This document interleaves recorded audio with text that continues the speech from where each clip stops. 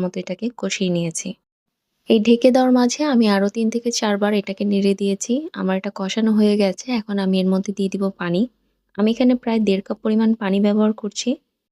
হালকা নেড়ে দিয়ে আমি এখন চুলার আঁচটাকে হাই করে দিচ্ছি এবং ঢাকনা দিয়ে ঢেকে দিচ্ছি বলক আসার জন্য। এখানে বলক চলে এসেছে। এখন চুলার আঁচটাকে লো টু মিডিয়ামে রেখে আমি ঢাকনা দিয়ে ঢেকে দিচ্ছি প্রায় ২০ মিনিটের জন্য। এর মাঝে আমি ২ থেকে ৩ বার নেড়ে দিব।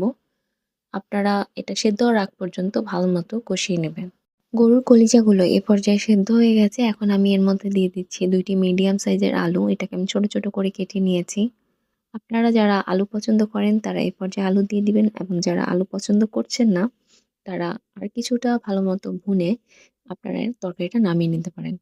আমি অপেক্ষা করেছি আলু সেদ্ধ হওয়া পর্যন্ত। আলুটা এখানে প্রায় সেদ্ধ হয়ে গেছে। এখন আমি এর মধ্যে দিয়ে দিব কাঁচামরিচ।